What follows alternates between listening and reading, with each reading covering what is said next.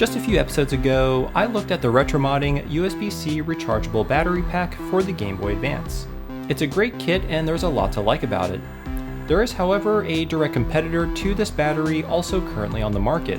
It's called the CleanJuice battery module, and it's a collaboration between the UK-based company RetroSix and Handheld Legend, which is based here in the United States. So, how does the kit compare to the RetroModding one? Do they share similar features or are they completely different? Sit back, relax, and let's find out together.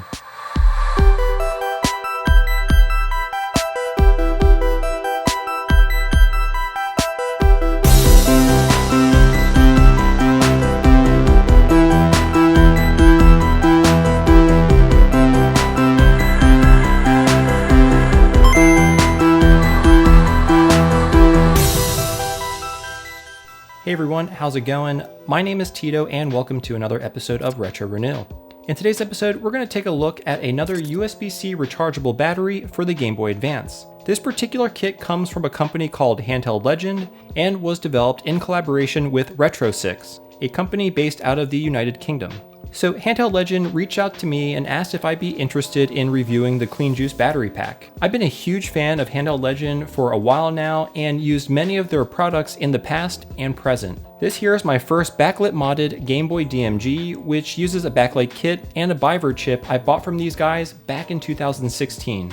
So of course I was excited to take a look at this product. Now, full disclosure, I was sent this kit free of charge. However, I will be giving a full unbiased review of this battery mod. In addition, they sent me a pre-milled battery cover that has a cutout for the USB-C socket, which will make recharging this battery a breeze. Okay, so let's start off by going over the contents of the kit. Immediately, you can see there's a difference between this kit and the RetroModding one. We see here that the battery and the PCB come separately.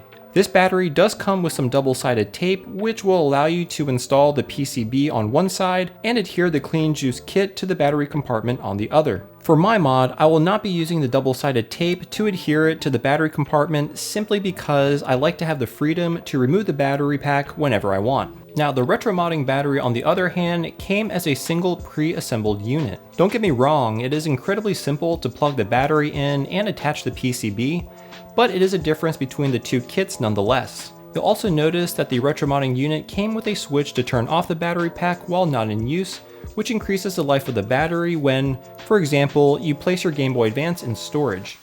This is a handy feature that is not included in the CleanJuice battery pack. Looking at the PCB closely, we can see here the USB-C connector, some Handheld Legend and RetroSix branding, and lastly here, the JST socket for connecting the lithium-ion battery. Now, one of the great things of this kit is that down the road, once your battery has reached the end of its life and no longer holds a charge, you can simply unplug it and replace it with a new one. The RetroModding battery, on the other hand, is permanently attached to the PCB, which will require you to cut the wires in order to install a new one. Okay, so we can already see some clear differences between these two kits. Each appear to have their own discrete advantages and disadvantages. But enough comparison for now, let's get started with the install. So I'll be installing this into my version 2 IPS modded Game Boy Advance. I've attached a new rear shell housing to this console because it was originally modded with the RetroModding battery pack.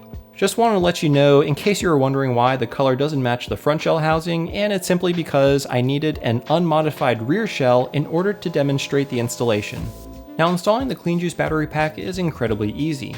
There's no need to remove the rear shell because we actually don't need to remove the left battery terminals like we had to for the RetroModding kit.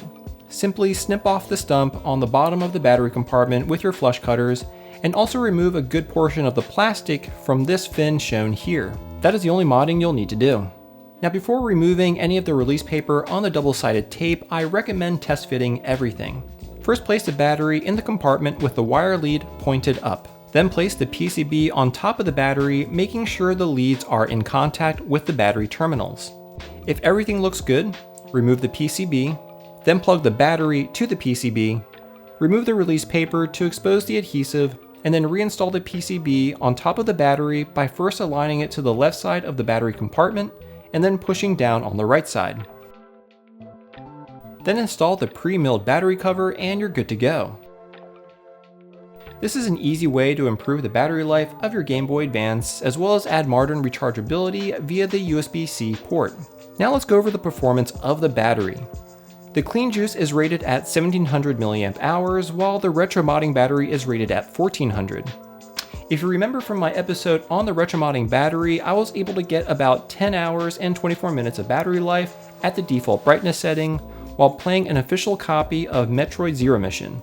If you haven't seen my video on the retro modding USB-C rechargeable battery pack, you can check it out by clicking on the card at the top of your screen or in the link in the description below. So let's see how the CleanJuice battery from Handheld Legend performs under the same circumstances.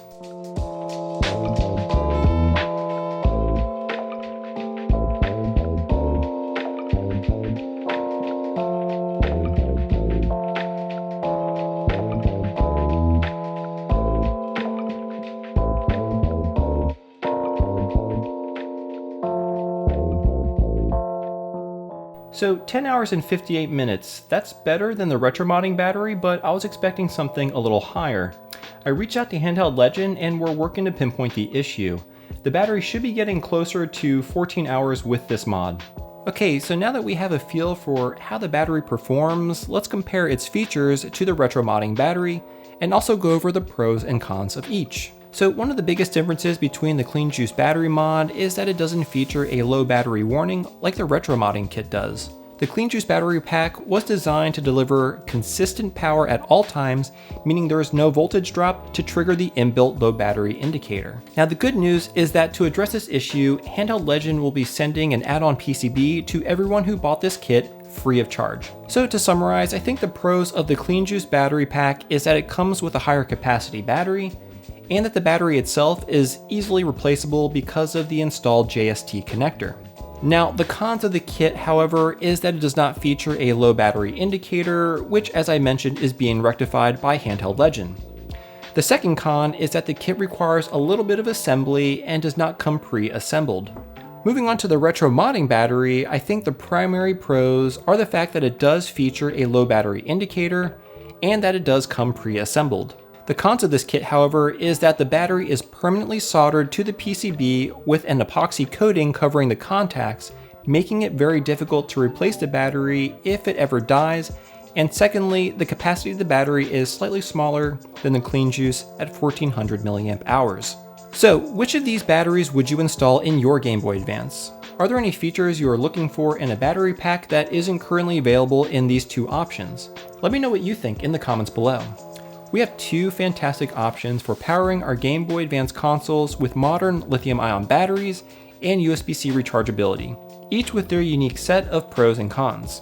I think, however, both of these are great options, and I'm just thrilled that these kinds of mods exist. I want to thank Handheld Legend for sending this out to me for review, and if you're interested in getting one of your own, I'll have links to everything you've seen in this video in the description below. I hope you did enjoy the video. If you did, give it a thumbs up and consider subscribing to the channel. You can find me on Facebook and Instagram at Macho Nacho Productions. I release content every Thursday, so be sure to turn on notifications. And as always, we'll see you next time.